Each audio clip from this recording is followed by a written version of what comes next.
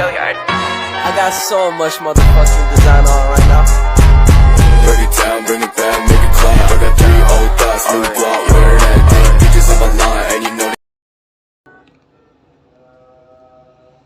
Assalamualaikum warahmatullahi wabarakatuh. Alhamdulillahirrabbilalamin. Wabihi nasta'in wala umuddin waddin. Wassalatu wassalamu ala asyrafil anbiya'i wal mursalin Sayyidina wa maulana Muhammadin.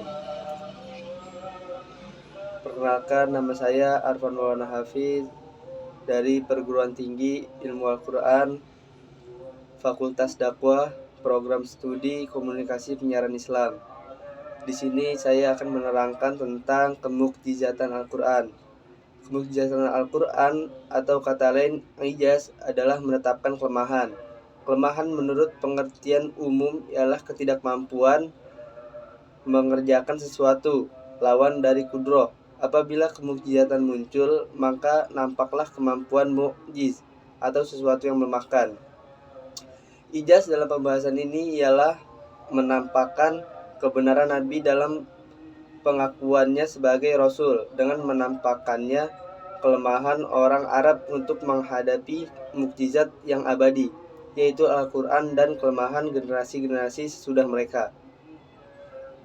Rasulullah telah meminta orang Arab dalam 3 tahapan menentang dengan seluruh Al-Quran dalam uslub atau metode umum terdapat dalam surat Al-Isra ayat 88. Yang kedua, menentang dengan 10 surah, yaitu dengan surah Hud ayat 13 sampai 14. Yang ketiga, menentang dengan satu surat, yaitu surat Al-Baqarah ayat 23.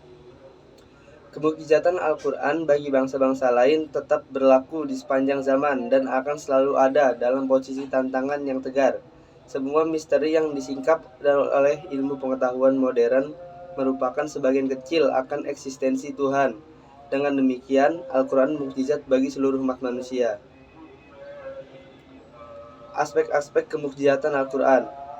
Perkembangan ilmu kalam dalam sejarah Islam mempunyai pengaruh yang lebih tepat untuk dikatakan sebagai kalam di dalam kalam, yaitu kalam fi kalam. Pemikiran yang ada di dalam kalam ini telah menyeret pengikutnya ke dalam kerancuan pembicaraan dan ketumpang tindihan. Adapun aspek-aspek kemukjizatan Al-Quran menurut Al-Alusi ada 4, yaitu nazam, balaghah, pemberitaan tentang yang gaib, dan kesesuaian Al-Quran dengan logika disertai ketetapan dan ketelitian maknanya. 13 pemberitaan Al-Quran tentang yang gaib dinyatakan oleh Al-Alusi sebagai sebagian dari aspek kemukjizatan. Di dalam Al-Quran terkandung nilai-nilai istimewa di mana tidak akan terdapat dalam ucapan manusia menyamai isi yang terkandung di dalamnya. Al-Quran dalam uslubnya yang menakjubkan mempunyai beberapa keistimewaan. Di antaranya yaitu adalah 1. Kelembutan Al-Quran secara lafaz yang terdapat di dalam susunan dan keindahan bahasanya. Keserasian Al-Quran baik untuk awam maupun kaum cendekiawan, dalam arti bahwa semua orang dapat merasakan keagungan dan keindahan Al-Quran. Yang ketiga, sesuai dengan akal dan perasaan, di mana Al-Quran memberikan doktrin pada akal dan hati, serta merangkum kebenaran dan keindahan sekaligus. Yang keempat, keindahan dalam kalimat serta beraneka ragam bentuknya, yaitu satu makna diungkapkan dalam beberapa lafaz dan susunan yang bermacam-macam yang semuanya indah dan halus. Yang kelima, Al-Quran mencakup dan memenuhi persyaratan antara bentuk global atau ijmal dan bentuk yang terperinci atau tafsil. Yang keenam, dapat dimengerti sekaligus dengan melihat segi yang tersurat atau yang dikemukakan.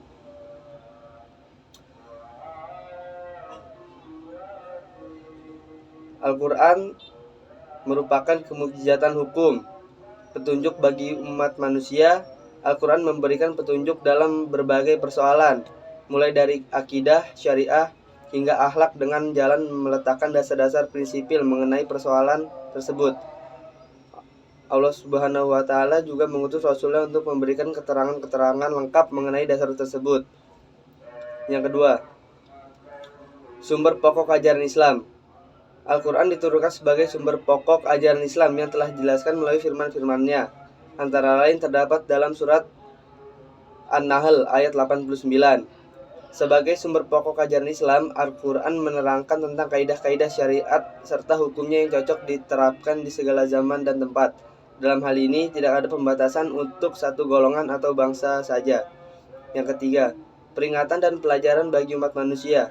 Al-Quran juga berfungsi sebagai peringatan dan pelajaran bagi umat manusia. Al-Quran memuat berbagai kisah para nabi atau rasul beserta umat terdahulu yang dapat dijadikan pelajaran. Dari sini kita dapat menyimpulkan bahwa Al-Quran adalah mukjizat Rasulullah yang terjaga kemurniannya atau kesuciannya sepanjang zaman.